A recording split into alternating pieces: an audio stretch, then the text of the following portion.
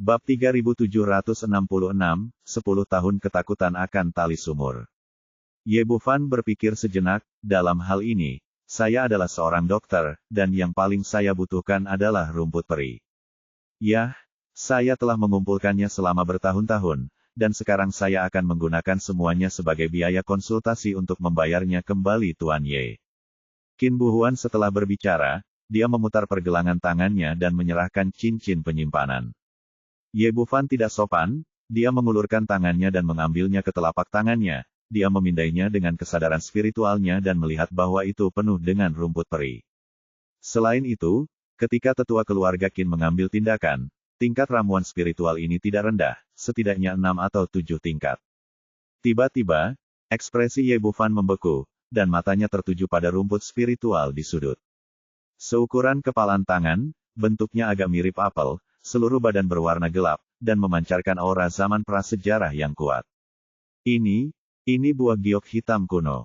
Ye Bufan terkejut sekaligus bahagia. Awalnya, saya berpikir tentang bagaimana membantu Jin Meyer meningkatkan kekuatannya, tetapi buah giok hitam prasejarah muncul di sini. Di depan Qin Fuhua, dia tidak menunjukkan terlalu banyak kegembiraan dan dengan cepat menekan kegembiraan di hatinya. Tuan Penatua, saya hanya akan berterima kasih di sini. Setelah mengatakan itu, dia menyimpan cincin itu. Selama Tuan Ye puas, keluarga Qin akan menjadi temanmu mulai sekarang. Jika kamu punya kebutuhan, datang saja padaku. Qin Buhua juga tersenyum cerah, dia tidak berani menghormati pengabaian Ye Bufan. Terlepas dari segalanya, keterampilan medis yang luar biasa ini jelas layak untuk persahabatan keluarga Qin. Karena ini masalahnya, aku akan mengucapkan selamat tinggal. Ye Bufan masih memiliki banyak hal yang harus dilakukan, jadi dia tidak tinggal terlalu lama. Dia mengucapkan selamat tinggal kepada Qin Buhuan dan Qin Muyue dan meninggalkan keluarga Qin. Saat dia pergi, Qin Buhuan keluar dan meminta 10 dokter terkenal yang masih berlutut di sana untuk berdiri. Dia meminta bawahannya untuk membawa mereka ke aula belakang, menyajikan makanan dan minuman lezat, dan bahkan memberi mereka sejumlah kristal peri, tetapi mereka tidak diizinkan pergi untuk waktu yang singkat. Sebuah penghalang pertahanan dipasang untuk memutus kontak antara mereka dan dunia luar. Meskipun 10 orang itu bingung dan tidak mengerti apa yang sedang terjadi, mereka tidak punya pilihan selain tinggal di sini sementara. Setelah menempatkan 10 dokter terkenal, Qin Fuhua memanggil pengurus rumah tangga lagi. Mo Yue terluka terlalu parah. 10 dokter terkenal sedang memberikan perawatan darurat. Kemungkinan besar dia tidak akan dapat berpartisipasi dalam kompetisi berikutnya. Sekarang beritahu rumah judi untuk menghentikan taruhan ini dan tidak menerima taruhan untuk saat ini, menjadi. Ya, dari sudut pandang kepala pelayan, semua ini wajar dan masuk akal, jadi dia tidak banyak bicara dan buru-buru menjalankan urusannya. Qin Buhuan melihat keluar jendela dengan senyuman di bibirnya. Dia bukanlah Qin Muyue yang berpikiran sederhana. Ketika Ye Bufan mengusulkan untuk memblokir berita tersebut, dia sudah menebak niat pihak lain. Dalam pertarungan sebelumnya di atas ring, dantian Qin Muyue dihancurkan, tapi itu terlihat oleh semua orang. Tidak ada yang menyangka bahwa lukanya akan sembuh dalam waktu sesingkat itu, dan dia akan melangkah lebih jauh dan memasuki tahap akhir dari Dewa Abadi. Oleh karena itu, di mata orang luar, kemungkinan besar dia tidak akan bisa bermain di pertarungan berikutnya. Bahkan jika dia bisa bermain, dia tidak akan menjadi lawan Jian Jubi. Dalam hal ini, ketika rumah judi dibuka, peluang kemenangan Qin Muyue secara alami akan sangat tinggi. Ini jelas merupakan peluang bagus untuk menghasilkan banyak uang. Tapi serahkan masalah seperti ini pada Ye Bufan. Tentu saja, akan merepotkan keluarga Qin untuk mengambil tindakan. Jika tidak, ketika Qin Muyue datang ke ring lusa dan membunuh semua orang akan tahu bahwa keluarga Qin nyalah yang menjebaknya, dan kemudian dia akan menyinggung ketiga sekte, 5 sekte, dan 7 keluarga besar. Untuk berjaga-jaga, dia langsung menghentikan perjudian keluarga Qin. Meskipun saya telah memblokir berita, semuanya terjadi secara tidak terduga, dan saya tidak dapat melakukan bisnis seperti ini yang ditakdirkan untuk merugi. Zhao Qinglian, tetua tertua dari keluarga Zhao, sedang duduk di kursi Grandmaster, merasa sangat marah hingga paru-parunya hampir meledak. Zhao Xingkong menghilang sebelumnya, tapi sekarang dia tidak terlihat hidup dan mati. Kali ini saya mengirim Zhao Xingtian, Dewa Abadi tahap akhir, tetapi hasilnya persis sama. Saya pikir saya bisa mendapatkan kembali kristal abadi dari pria berbaju hitam, tetapi sekarang saya kehilangan nyawa dan uang saya. Zhao Xingfeng menasihati dari samping, tetua, kakak laki-laki pasti tertunda karena sesuatu. Dengan tingkat kultivasinya, seharusnya tidak ada masalah. Zhao Qinglian mendengus dingin dan tidak berkata apa-apa. Bo, sejauh ini belum ada yang ditemukan, jadi kemungkinan besar situasinya buruk.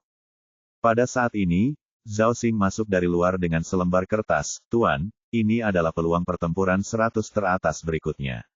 Silakan lihat. Biasanya, Zhao Qinglian tidak peduli dengan rumah judi, tetapi kerugian baru-baru ini terlalu besar, jadi dia meminta Zhao Xing membawa peluang terbaru untuk ditinjau sendiri. Ambil slip di tangan Anda dan bacalah dari awal hingga akhir. Faktanya, peluangnya serupa di antara semua rumah judi besar, dan tidak banyak perbedaan. Saat matanya tertuju pada pertandingan antara Ye Bufan dan Su Shengye, Ye Bufan akan membayar 10/1 untuk kemenangan, sedangkan Su Shengye tetap membayar 10/1 untuk kemenangan. Zhao Qinglian sedikit mengernyit, siapa yang menetapkan peluang ini? Semua rumah judi besar memiliki peluang ini. Zhao Xing menjelaskan, tempat kualifikasi Su Shengye dibeli dari Ye Bufan. Katakan tidak, risikonya sangat tinggi jika dia mengaku kalah, tempatnya, jadi dia membayar 1 dari 10. Adapun Su Shengye, Ye Bufan belum bergerak sampai sekarang. Tidak ada yang tahu apa kekuatan spesifiknya bahkan jika dia tidak mengaku kalah. Dia menyebutkan kekhawatiran rumah judi besar. Biasanya, jika peluang satu pihak adalah 10/1. Satu pihak lain harus membayar 10/1. Tapi permainan ini terlalu tidak normal dan variabelnya terlalu besar. Selain itu, Sekte Pedang Sifang, keluarga Zhao, dan keluarga Han kehilangan taruhan dalam jumlah besar satu demi satu. Kali ini, untuk berjaga-jaga, kami menawarkan peluang yang tidak biasa. Zhao Qinglian ragu-ragu sejenak, dan akhirnya mengangkat tangannya untuk mencoret peluang. Anak laki-laki bermarga Ye itu adalah musuh keluarga Zhao kami. Kami akan kehilangan uang setiap kali pasar taruhannya dibuka dan kami akan langsung menghapusnya. Kami tidak akan membukanya kali ini. Dia juga pernah digigit ular dan takut tali baik selama 10 tahun. Sejak dimulainya kompetisi, semua permainan lainnya menguntungkan, tetapi pada akhirnya semuanya kalah dari Ye Bufan. Orang tua ini sangat ketakutan, jadi dia memutuskan untuk tidak membuka peluang untuk pertandingan kali ini. Zhao Xing setuju, tapi dia masih khawatir sekarang. Karena Tetua Agung telah memutuskan, dia tidak akan mengatakan apa-apa lagi. Tetua, jika masih ada beberapa variabel, Qin Muyue akan bertarung melawan Jian Jubi. Bolehkah melihat peluangnya? Karena dantian Qin Muyue rusak di depan semua orang mengira dia tidak akan bisa bertarung lagi, bahkan jika dia naik panggung. Jadi peluangnya sangat tinggi, mencapai 30/1. Tebing pedang di sisi lain membayar 30/1. Kamu tidak perlu bertanya padaku tentang ini. Lakukan saja seperti rumah judi lainnya. Zhao Qinglian melambaikan tangannya. Kecuali permainan Ye Bufan, dia tidak terlalu peduli tentang hal lain. Bagaimanapun, rumah judi dari berbagai sekte besar telah dibuka selama bertahun-tahun, dan mereka masih sangat berpengetahuan dalam hal peluang, jadi seharusnya tidak ada masalah besar. Saya mengerti, Penatua, saya akan melakukannya sekarang. Zhao Xing setuju, berbalik dan berjalan keluar dengan peluang yang baru dibuka. Bab 3767, Pil Tubuh Prasejarah. Setelah Ye Bufan meninggalkan keluarga Qin, dia menemukan tempat sepi dan mengenakan jubah hitamnya untuk menutupi dirinya lagi. Kemudian dia mulai berkeliaran di sekitar rumah judi di kota Yuangu. Ketika dia melihat peluangnya, dia tidak bisa menahan tawa. Tampaknya rumah judi ini sebelumnya sangat ketakutan, dan sekarang mereka menawarkan peluang yang aneh. Tapi tidak masalah, kali ini aku mengubah arah dan itu tidak akan menimpaku. Ketika dia melihat peluang Qin Muyue melawan Jian Jubi adalah 30/1, dia tidak bisa menahan tawa di dalam hatinya. Dia merawat luka Qin Muyue. Pertama, dia melihat gadis kecil itu baik, jadi dia membantu, dan kedua, dia ingin menghasilkan banyak uang. Bagaimanapun, mengolah makhluk abadi membutuhkan banyak sumber daya, dan yang paling saya butuhkan saat ini adalah kristal abadi. Dia menghitungnya dan menemukan bahwa dia sekarang memiliki hampir 840 juta di sakunya, 700 juta di antaranya digunakan untuk bercocok tanam, dan sisanya diinvestasikan. Ye Bufan tahu bahwa orang tidak boleh terlalu serakah, dan mereka tidak bisa seperti domba. Jika semua kristal abadi di sakunya dipertaruhkan, bahkan 3 sekte, 5 sekte, dan 7 keluarga besar akan diledakkan rambutnya.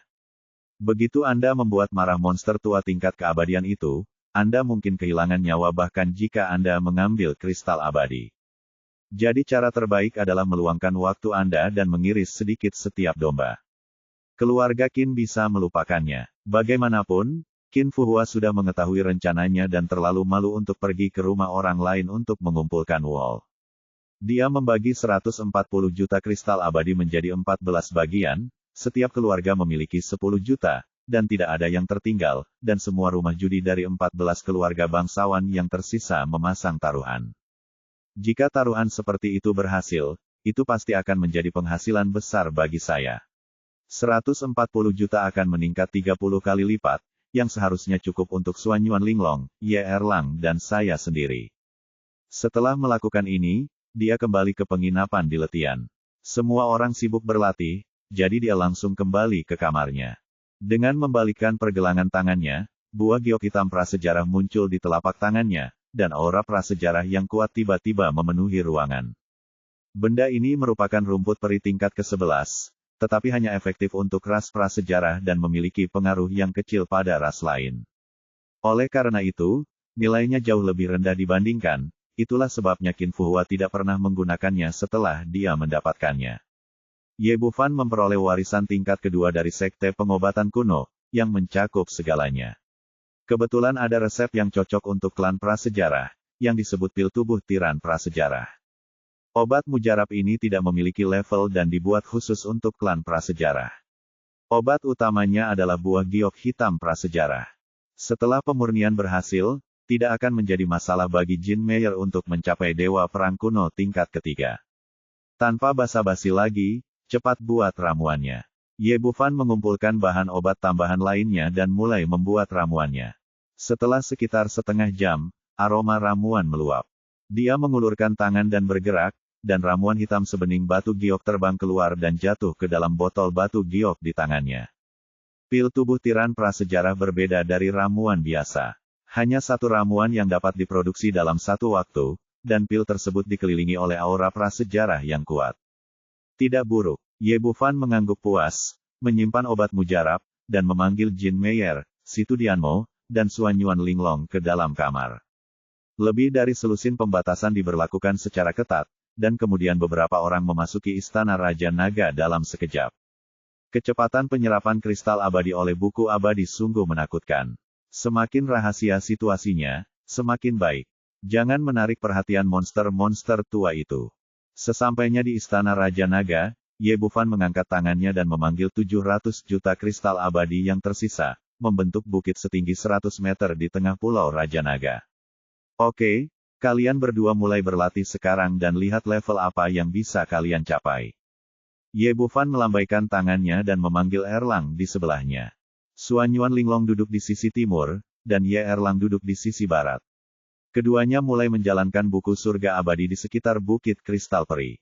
Saat kedua orang itu menyerapnya, angin kencang tiba-tiba bertiup di Pulau Raja Naga, menggulung energi spiritual peri yang tak ada habisnya dan mengalir ke tubuh mereka. Kecepatannya sangat cepat sehingga keduanya seperti dua lubang besar tanpa dasar, melahap kristal abadi di depan mereka dengan liar. Meski ini bukan pertama kalinya mereka melihatnya, Situ Dianmo dan yang lainnya masih terbelalak kaget, menyaksikan bukit kristal peri di depan mereka terus menyusut, semakin pendek dan kecil.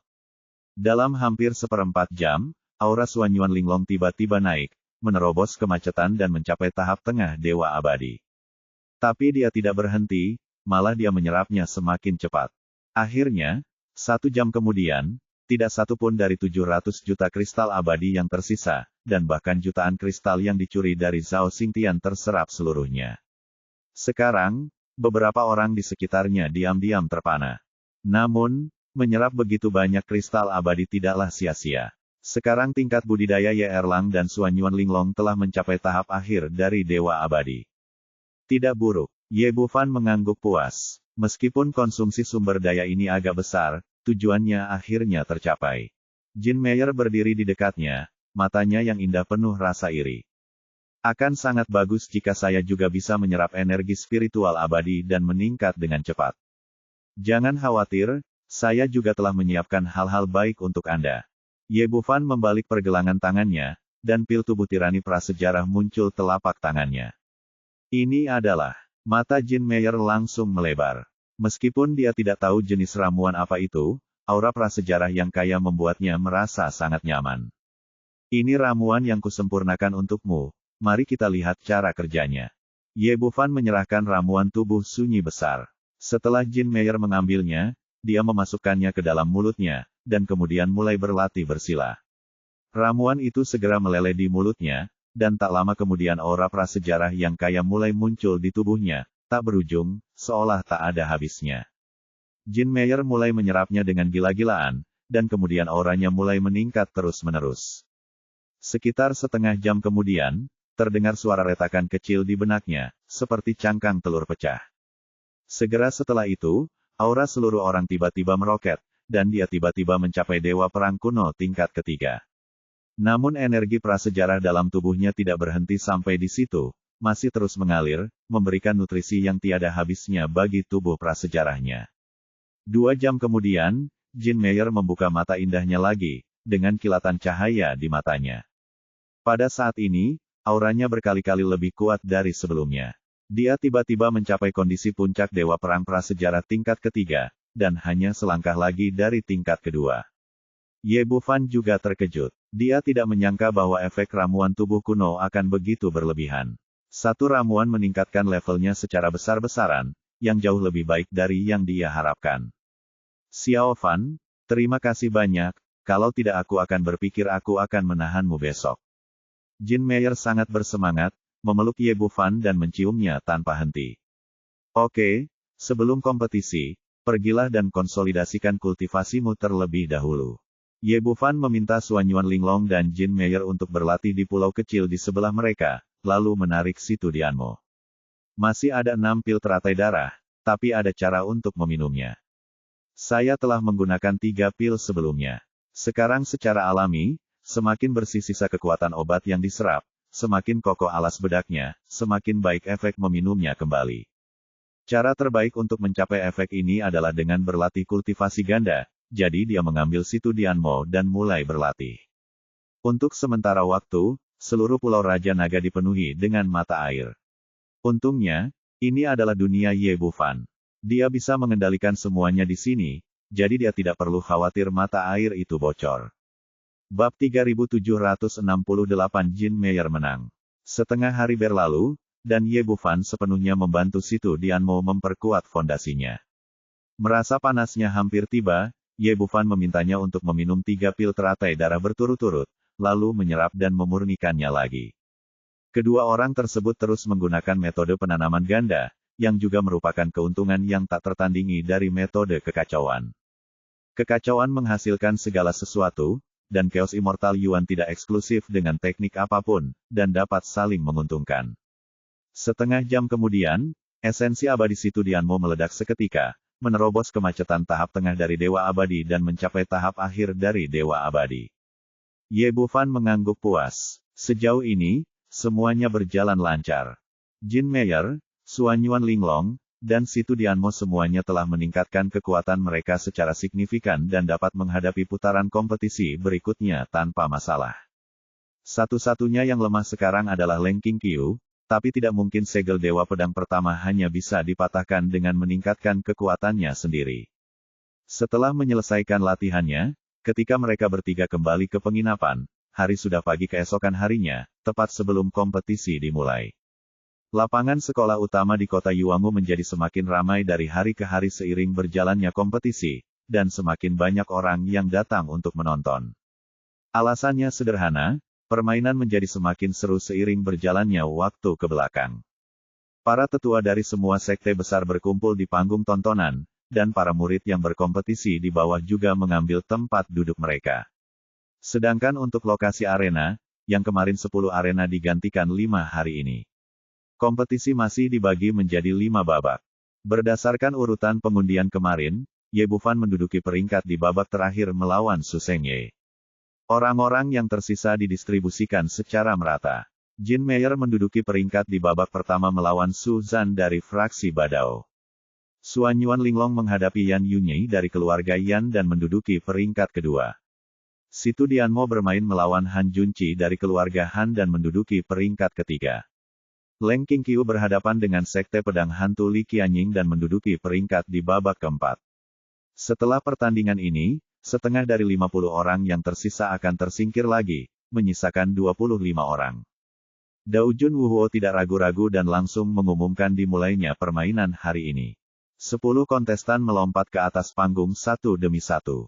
Sosok Jin Meyer yang seksi dan seksi, ditambah dengan rambut merahnya, dan sikapnya yang mendominasi, membuatnya menjadi fokus seluruh kompetisi begitu ia naik ke atas panggung. Di sisi lain, Su Zhan dari fraksi Pedang Ba adalah seorang pria jangkung berjanggut, memegang pedang sepanjang 2 meter di tangannya. Sekte Pedang Ba awalnya dikenal karena keterampilannya yang mendominasi dan keterampilan pedangnya yang kejam, tetapi untuk beberapa alasan, kekuatan dominasinya jauh lebih rendah di antara keduanya. Kelima arena semuanya sudah siap. Melihat sekeliling, di antara 10 orang yang hadir, selain 3 sekte, 5 sekte dan 7 keluarga besar, hanya ada satu murid dari sekte kecil, Jin Meyer. Melihat hasil ini, semua yang hadir pun ikut membicarakannya. Sekte Pedang Lingyun ini sangat kuat. Masih ada 5 murid sekarang, dan tidak satu pun dari mereka yang tersingkir. Apa hebatnya? Dulu, itu hanya keberuntungan. Saya pikir kecuali Leng Qingqiu, semua orang yang mengandalkan keberuntungan telah sampai pada titik ini.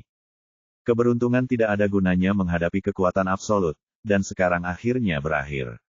Sebagian besar orang yang hadir tidak optimis tentang Jin Meyer. Bagaimanapun, dia berasal dari Diletian dan orang yang tidak dikenal. Lawannya Su Zhan berasal dari fraksi Badao, salah satu dari 5 sekte kuat.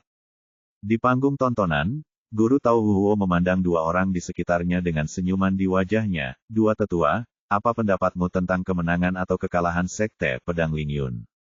Peri Cixia berkata dengan tegas, ini apakah kamu perlu mengatakan itu? Meskipun gadis kecil itu memiliki beberapa kemampuan, dia berada di puncak Raja Abadi, dan dia tidak akan pernah bisa menjadi lawan Raja Abadi. Petik 2. Ouyang Pingjiang mengangguk, saya pikir ini masalahnya. Aku tidak menyangka gadis kecil itu bisa bertahan meski hanya satu gerakan.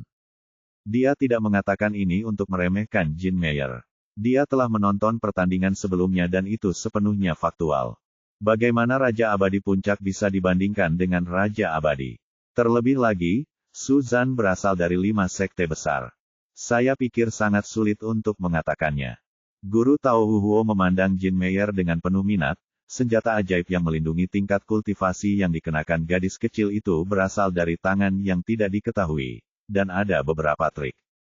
Itu tidak dipatahkan secara paksa, Kai, aku benar-benar tidak mengerti seberapa kuat dia. Dia adalah orang yang kuat di tingkat keabadian.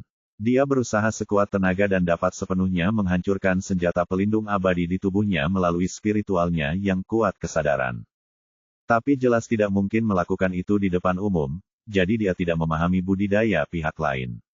Peri Cixia berkata, sebuah sekte di tempat kecil hanya berpura-pura. Menjadi misterius. Betapa kuatnya sekte itu. Ketiga orang itu sedang berbicara, dan ekspresi mereka tiba-tiba berubah. Terutama Peri Cixia dan Ouyang Pingjiang, wajah mereka penuh dengan keterkejutan. Di atas ring, Jin Meyer menjatuhkan Su Zhan dari ring hanya dengan satu pukulan. Semua penonton terdiam beberapa saat dan kemudian langsung meledak. Su Zhan dari Sekte Badao, orang kuat di tahap awal Dewa Abadi, dikatakan mampu menerobos ke tahap tengah Dewa Abadi dalam waktu dekat. Meskipun peluang melawan Jin Meyer sudah 15-1, banyak orang masih menaruh kristal abadi padanya. Alasannya sangat sederhana, ini adalah kepercayaan pada 3 sekte, 5 sekte, dan 7 keluarga besar. Biasanya, murid sekte kecil tidak akan pernah menang. Sangat sedikit orang seperti Leng Qingqiu yang bisa mengalahkan lawannya dengan ilmu pedang yang luar biasa. Bahkan sebelum permainan dimulai, banyak orang berspekulasi bahwa permainan ini akan berakhir dalam satu langkah, dan hasilnya akan segera terlihat. Hasilnya, mereka menebak permulaannya tetapi bukan akhir. Mereka menebak akhir dari gerakan tersebut, tetapi mereka tidak menebak bahwa pemenangnya adalah Jean Meyer, tetapi yang kalah adalah Susan. Bahkan Susan sendiri merasa bingung. Pada awalnya, sebelum dia bisa bergerak, dia dikeluarkan dari ring. Ya Tuhan, wanita berambut merah ini terlalu kuat. Apakah dia juga abadi? Serangan diam-diam? Aku berani mengatakan ini pasti serangan diam-diam. Jika ada permainan yang jujur, wanita itu pasti bukan tandingannya. Ya Tuhan, Sekte Pedang Lingyun memenangkan pertandingan lain dan benar-benar memasuki babak ketiga. Petik 2. Beberapa dari orang-orang ini bersemangat. Ada yang kesal, dan ada yang membicarakannya. Wu Huo Daojun mengelus jenggotnya dengan tangannya, tersenyum di seluruh wajahnya. Yah, aku benar, gadis kecil ini sungguh luar biasa. Bagaimana ini mungkin? Ouyang Pingjiang menggelengkan kepalanya berulang kali, wajahnya penuh rasa tidak percaya. Meskipun Dewa Abadi yang kuat bukan apa-apa baginya, lawannya berusia di bawah 1000 tahun dan berasal dari sekte kecil yang belum pernah dia dengar. Yang terpenting lawannya tetaplah klan prasejarah. Sayang sekali, gadis kecil ini milik klan prasejarah dan tidak cocok untuk seni bela diri sekte saya. Jika tidak, dia harus diambil alih oleh sekte saya. Karena terkejut, dia menggelengkan kepalanya berulang kali, dengan ekspresi penyesalan di wajahnya. Permainan berlanjut dan berakhir setelah sekitar 1 jam. Kecuali Jean Meyer menciptakan keajaiban, sisanya berjalan lancar. Ini juga normal. Pada akhirnya, faktor terpenting dalam mengembangkan keabadian adalah kekuatan. Serangan balik kuda hitam jarang terjadi. Wu Daojun mengumumkan hasil babak pertama dan memasuki babak kedua. 10 murid melangkah ke atas ring, dan pemandangan yang tadinya tenang menjadi mendidih kembali. Alasannya sederhana, karena si jenius nomor 1 yang anggun, Dongfang Daoyuan, berdiri di atas ring. Bab 3769 Dongfang Daoyuan yang kuat. Sebagai jenius bela diri nomor 1 di Sekte Tiandao, ditambah dengan penampilannya yang tampan, Dongfang Daoyuan masih sangat populer meski mengenakan jubah Tao. Begitu dia naik ke atas panggung, para penonton bersorak, terutama beberapa peri wanita yang terus berteriak-teriak menggila untuknya. Adegan itu mirip dengan seorang gadis penggemar cilik di dunia yang melihat idolanya. Di seberangnya berdiri Qi Boyu, murid inti dari keluarga Qi. Dia awalnya tampan dan dilahirkan dalam keluarga terkenal, tapi dia langsung meredup di bawah aura Dongfang Daoyuan. Ye Bufan tidak memperhatikan kedua orang ini, dia melihat cincin di sebelahnya. Pertandingan ini antara Suan Yuan Linglong dan Yan Yunyi dari keluarga Yan. Yan Yunyi tinggi dan kurus, dan juga merupakan murid inti dari keluarga Yan. Dia telah mencapai tahap awal Dewa Abadi pada usia 800 tahun. Pria ini awalnya adalah orang yang sangat romantis, dia sudah mengeluarkan air liur saat melihat kecantikan dan aura abadi Suan Yuan Linglong di adegan sebelumnya. Khususnya, tubuh embrio teratai 9 surga memancarkan temperamen yang transenden dan halus sehingga membuatnya semakin terobsesi dengannya. Awalnya saya ingin menunggu pertunjukan untuk mengungkapkan cinta saya setelah kompetisi top 100, tapi saya tidak menyangka bisa bertemu di arena yang sama secepat ini. Dia tersenyum cerah, meletakkan tangannya di belakang punggung, dan berpose sangat tampan. Peri Suan Yuan, sepertinya kita benar-benar ditakdirkan. Saya telah terpesona oleh peri itu sejak pertama kali saya melihatnya di babak penyisihan grup. Saya ingin tahu apakah Anda bersedia menjadi pendamping Tao saya. Selama peri itu mengangguk, saya akan membiarkan Anda bergabung dengan keluarga Yan saya segera. Nikmati sumber daya budidaya terbaik dan melarikan diri dari sekte inferior seperti Sekte Pedang Lingyun. Meskipun tingkat budidaya Anda lebih rendah sekarang, saya dapat menjamin bahwa Anda akan dapat memasuki jajaran Dewa Abadi dalam waktu 100 tahun setelah memasuki keluarga Yan. Menurut pengalaman masa lalu, kedua kondisi ini sangat menggoda bagi peri wanita dari sekte kecil. Selama dia mengulurkan ranting zaitun, pihak lain pasti akan melemparkan dirinya ke dalam pelukannya. Kali ini sama saja. Begitu dia selesai berbicara, Suan Yuan Linglong tersenyum cerah, lalu melemparkan dirinya ke dalam pelukannya. Apakah semudah itu? Yan Yunyi dipenuhi dengan kegembiraan saat dia melihat wanita cantik dalam pelukannya. Tapi sebelum dia bisa mengulurkan tangannya, energi dahsyat mengalir ke wajahnya, seperti angin kencang, dan dia langsung terlempar keluar ring. Puff! Yan Yunyi memuntahkan seteguk darah, wajahnya penuh keterkejutan. Dia sebelumnya terlalu fokus pada dua orang kultivator sehingga dia benar-benar lupa mempertimbangkan kultivasi orang lain. Saya awalnya berpikir bahwa wanita di depan saya berasal dari Earthlote, dan paling banyak berada di puncak Raja Abadi, dan tidak akan menimbulkan ancaman bagi saya dalam hal apapun, tetapi saya tidak menyangka dia begitu kuat. Sampai dia dikeluarkan dari ring, dia tidak mengerti kekuatan seperti apa yang dimiliki lawannya. Hal yang sama berlaku untuk semua penonton, yang dilihat semua orang adalah Yan Yunyi yang penuh nafsu. Mereka tidak melihat dengan jelas bagaimana Xuan Yuan Linglong bergerak, apalagi menebak kekuatan lawan. Tapi bagaimanapun juga, faktanya di sini, kemenangan dengan satu gerakan mengakhiri pertandingan arena ini. Sialan, di panggung tontonan, tetua tertua dari keluarga Yan, Yan Chenggu, sangat marah hingga matanya menyemburkan api. Menurutnya, Yan Yunyi sangat terobsesi dengan, itulah sebabnya dia gagal total. Apapun alasannya, hasilnya pasti, Dao Junwuo langsung menyatakan Xuan Yuan Linglong sebagai pemenangnya. Kecepatan ini terlalu cepat, 4 pertandingan lainnya telah berakhir sebelum dimulai. Qi Boyu sama sekali tidak memperhatikan arena lain. Saat ini, perhatiannya sepenuhnya tertuju pada Dongfang Daoyuan. Tidak mungkin, pihak lain terlalu kuat. Yun dan Feng berdiri di sana dengan ringan, tapi itu memberinya tekanan yang tak ada habisnya. Saudara Dongfang, saya akan menyerang lebih dulu. Qi Boyu benar-benar tidak tahan dengan momentum lawan. Jika terus seperti ini, saya khawatir dia akan langsung mengaku kalah. Setelah mengatakan itu, dia dengan cepat menghunus pedang panjangnya. Cahaya pedang itu seperti naga, dan menusuk ke depan. Dia tahu betul bahwa kekuatannya jauh di belakang Dongfang Daoyuan, jadi dia tidak menahan apapun.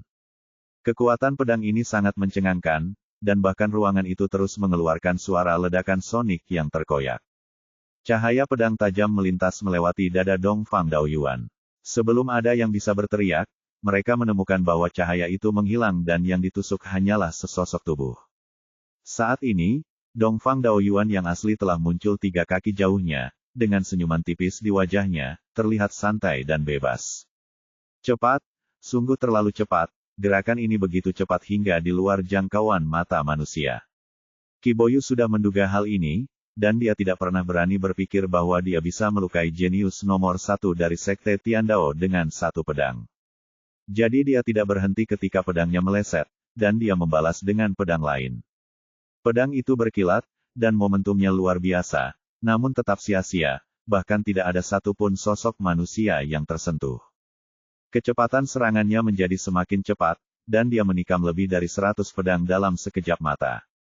Dongfang Daoyuan, sebaliknya, meletakkan tangannya di belakang punggung, ekspresinya santai, bebas dan santai.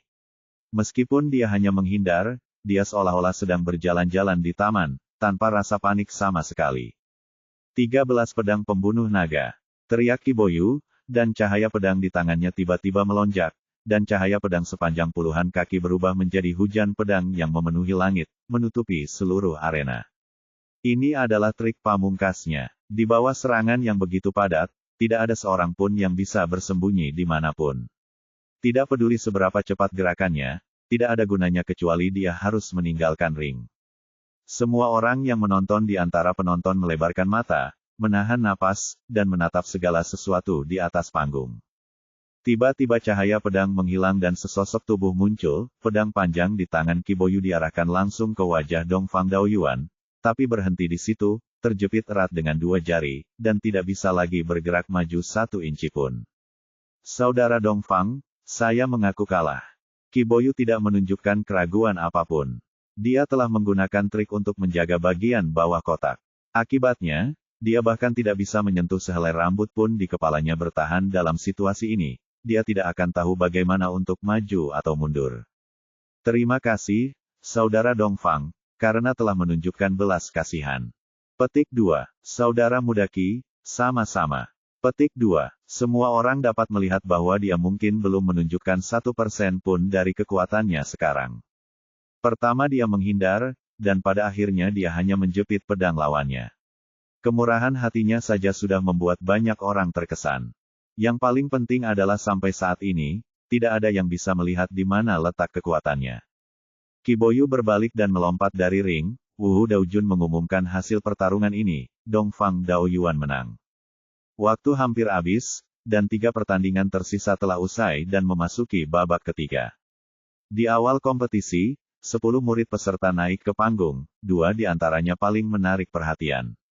Salah satunya adalah antara Si Fengli, murid inti dari Sekte Guiyuan, versus Wei Qingsu dari keluarga Wei, dan yang lainnya adalah Si Tu Dianmo yang heroik versus Han Junqi dari keluarga Han. Sebagai murid berbakat dari 3 sekte besar, Si Fenglai jelas tidak sepopuler Dongfang Daoyuan, tapi dia pasti kuat. Beberapa orang mengatakan bahwa dia berada di tahap akhir dari Dewa Abadi, dan beberapa bahkan berspekulasi bahwa dia telah mencapai puncak Dewa Abadi. Namun, dia tidak mengambil tindakan selama bertahun-tahun, dan tidak ada yang tahu jenis budidaya apa yang dia miliki. Wei Qingsu adalah murid yang sangat diharapkan oleh keluarga Wei. Kultivasinya telah meningkat pada tingkat yang mengkhawatirkan selama bertahun-tahun, dan dia sekarang telah mencapai tahap tengah dari Dewa Abadi. Sebelum naik panggung, dia berambisi dan ingin menantang kejeniusan Sekte Guiyuan, tetapi dia terlempar dari panggung hanya dengan 1 gerakan. Tidak mungkin, masih ada kesenjangan besar antara kekuatannya dan Si Fenglai. Mereka telah selesai, dan tim Si Tu Dianmo baru saja dimulai. Bab 3770 Li Qianying yang sombong. Awalnya, kekuatan Si Tu Dianmo saat ini telah mencapai tahap akhir dari Dewa Abadi, cukup untuk menghancurkan Han Junqi di tahap awal Dewa Abadi. Namun, sebelum naik ke atas panggung, Ye Bufan memperingatkan bahwa Jin Meyer dan Suanyuan Linglong di depan mereka sudah tampil terlalu mencolok, jadi mereka harus tetap low profile dan tidak membeberkan semua kartu truf mereka kepada orang lain. Jadi sejak awal, dia sengaja menekan kultivasinya sendiri, dan hanya menggunakan kekuatan awal dari Dewa Abadi untuk bertarung. Keduanya bertarung tak terpisahkan, dan butuh 1 jam penuh sebelum mereka berhasil meraih kemenangan kecil dan menjatuhkan satu sama lain dari ring. Setelah dia menang, semua penonton mulai berbisik dan berbicara. Ya Tuhan, orang-orang dari Sekte Pedang Lingyun benar-benar menang lagi. Ya, sekte ini benar-benar jahat. Sekarang selain dari 3 sekte, 5 sekte, dan 7 keluarga besar, sepertinya hanya ada 1 sekte pedang Lingyun kiri. 3 dari mereka bermain dan ketiganya menang. Ini terlalu mengesankan, bukan? Apakah ini benar-benar sekte kecil? Meskipun Ye Bufan sengaja tidak menonjolkan diri, beberapa segala sesuatunya tidak dapat disembunyikan. Dari babak penyisihan grup hingga saat ini, tidak satu pun dari 5 anggota sekte pedang Lingyun yang kalah, yang memang merupakan keajaiban. Di tengah seruan semua orang, game keempat dimulai. Segera setelah 10 murid yang berpartisipasi naik ke panggung, 2 wanita cantik menarik perhatian semua orang. Salah satunya adalah Leng Qingqiu, berdiri di sana seperti senjata sakti tiada taraf terhunus, membuat orang tidak berani menatap langsung ke arahnya. Di atas ring di sebelahnya adalah Priao Yue dari Sekte Bixia. Wanita ini juga sangat dingin dan sombong.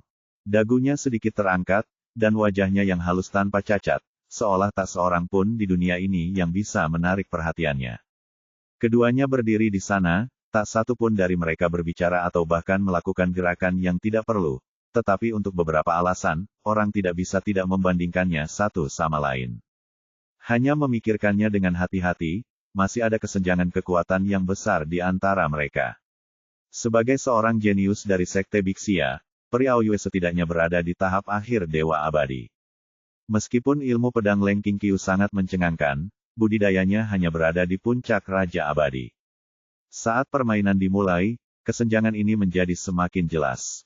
Lawan Priao Yue adalah Chu Feng dari keluarga Chu, pria kuat di tingkat tengah Dewa Abadi, tapi dia hanya bisa mempertahankan 1 gerakan sebelum terlempar dari ring. Di seberang Leng Qingqiu adalah seorang wanita kurus. Dia tidak sekeren dia, tapi penampilannya bisa diterima. Seiring berjalannya permainan, orang-orang yang tersisa menjadi semakin kuat, dan pada dasarnya tidak ada yang lemah. Saya akui bahwa ilmu pedang Anda sangat kuat, tetapi kultivasi Anda terlalu lemah. Kembalilah dan berlatih selama beberapa tahun sebelum Anda kembali. Anda bukan tandingan saya. Li Qianying berbicara dengan sangat bangga, tidak peduli betapa menakjubkannya Leng Qingqiu sebelumnya, tapi bagaimanapun juga, itu tidak sekuat Dewa Abadi tingkat menengahnya. Lakukan. Leng Qingqiu tidak mengucapkan kata-kata tambahan apapun, dia hanya menyorot dua kata dengan ringan, lalu mengulurkan tangannya dan mengeluarkan pedang pembunuh abadi. Kunci pertama dari ilmu pedang First Sword Immortal adalah bergerak maju dengan berani. Tidak peduli seberapa kuat lawannya, dia harus berani menghunus pedangnya. Jika Anda bahkan tidak memiliki keberanian untuk menghunus pedang, Anda tidak pantas menjadi pendekar pedang sama sekali. Kamu benar-benar keras kepala, lalu lihat apakah kamu memenuhi syarat untuk menggunakan pedang di depanku. Bibir Li Qianying menunjukkan sedikit rasa jijik, dan momentum dari Dewa Abadi tingkat menengah yang kuat tiba-tiba meledak, membuatnya kewalahan seperti gunung. Masih ada perbedaan besar antara tingkat budidaya Dewa Abadi dan Raja Abadi. Yang paling jelas adalah bahwa ia berada di atas tekanan. Di bawah tekanan seperti ini, kekuatan lawan akan sangat tertekan. Jika level kultivasinya terlalu rendah, dia mungkin muntah darah dan mati di tempat. Meskipun Leng Qingqiu telah menghunus pedang pembunuh abadi, pedang di tangannya seolah-olah menekan sebuah gunung besar, seberat 10.000 batu. Hahaha, apakah kamu melihat itu? Kamu bahkan tidak memenuhi syarat untuk menghunus pedang di depanku. Li Qianying mencibir, tertawa tidak bermoral dan sangat arogan. Meskipun Leng Qingqiu telah mengalahkan orang-orang kuat di tahap awal Xianjun sebelumnya dengan ilmu pedang supernya, tapi kenapa, dia masih seperti semut di depan orang-orang kuat di tahap tengah. Dia tidak mengalahkan lawannya secara langsung, tapi mengandalkan kekuatannya untuk membuat lawannya tunduk. Bahkan menanam benih penghinaan di hati orang lain akan menghalangi dia membuat kemajuan dalam budidayanya di masa depan. Semua penonton juga menggelengkan kepala. Meskipun penampilan wanita dingin sebelumnya sangat luar biasa, jaraknya terlalu besar. Ketika berbicara tentang ranah Raja Abadi, ada perbedaan besar antara tahap tengah dan tahap awal. Selain itu, dia hanyalah Raja Abadi dan bahkan tidak memenuhi syarat untuk menggunakan pedang di depan orang sekuat itu. Menyerah, jaraknya terlalu besar, adalah kebenaran untuk menundukkan kepala dan mengakui kekalahan. Ya, di depan tahap tengah Raja Abadi, bagaimana Raja Abadi kecil bisa memenuhi syarat untuk lolos? Sudah berakhir, sepertinya wanita ini akan menjadi murid pertama yang gagal dari Sekte Pedang Lingyun. Di panggung tontonan, Ouyang Pingjiang berkata, gadis kecil ini sepertinya tidak memiliki kekuatan tersembunyi. Dia adalah benar-benar puncak dari Raja Abadi. Tao Wuhuo mengangguk sedikit, ya, jadi. Tampaknya tidak ada ketegangan tentang kesenjangan kekuatan yang besar. Peri Cixia mendengus, jadi apa? Gadis kecil ini belum pernah bertemu yang baik guru dan tidak memiliki sumber daya pelatihan yang baik. Jika dia bergabung dengan Sekte Bixia saya akan melakukannya. Saya dapat menjamin bahwa pertempuran 100 sekte berikutnya akan sukses. Petik 2. Ouyang Pingjiang dan Wu Daojun keduanya tersenyum sedikit, dan mereka tidak berbicara, tapi mereka juga tidak menyerah pada Leng Qingqiu. Yang mereka hargai adalah bakat lawan dalam ilmu pedang, dan pemahaman mereka tentang ilmu pedang tidak ada hubungannya dengan tingkat kultivasi mereka. Pada saat ini, ekspresi Leng Qingqiu serius, dan dia menutup telinga terhadap diskusi di sekitarnya. Tidaklah berlebihan untuk mengatakan bahwa sekarang pribadinya adalah pedang, dan pedang adalah pribadinya, dan dia sepenuhnya tenggelam dalam alam kesatuan manusia dan pedang. Meski lawan yang dia hadapi sangat kuat, dia tidak punya niat untuk menyerah. Energi abadi di tubuhnya mengalir dengan liar, dan dia memegang pedang pembunuh abadi di tangannya dengan kedua tangan dan mengangkatnya ke atas inci demi inci. Apakah kamu tidak akan menyerah? Sepertinya aku akan menambahkan bahan bakar ke apimu. Li Qianying semakin tersenyum bercanda, dan auranya meningkat 3 poin. Akibatnya, kesulitan Leng Qingqiu dalam memikirkan pedang meningkat berkali-kali lipat. Pada saat ini, tangan yang memegang pedang mulai bergetar. Belum lagi mengangkatnya, bahkan memegangnya pun menjadi sangat sulit. Aku tidak akan mengaku kalah. Suara Leng Qingqiu sangat pelan, bahkan tidak bersuara, hanya bergema di benaknya. Hanya saja tekanan dari Dewa Abadi ini terlalu kuat. Dia menanggung bebannya sendirian dan tidak dapat menanggungnya sama sekali. Tangannya gemetar semakin hebat, dan akhirnya lutut kanannya lemas dan dia berlutut di atas ring. Semua penonton tertegun sejenak lalu menggelengkan kepala. Perbedaan kekuatannya begitu besar sehingga lawan bahkan tidak perlu mengambil tindakan. Tekanan saja membuat lawan tidak bisa berdiri.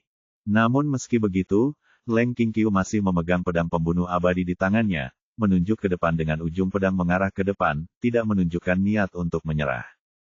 Hahaha, kamu sudah berlutut, kenapa kamu tidak menyerah? Li Qianying tertawa dengan arogan, lalu mengambil satu langkah ke depan. Meski hanya selangkah lebih dekat, tekanan pada Leng Qingqiu meningkat berkali-kali lipat. Gumpalan darah merah cerah menetes dari sudut mulutnya dan jatuh setetes demi setetes di kakinya.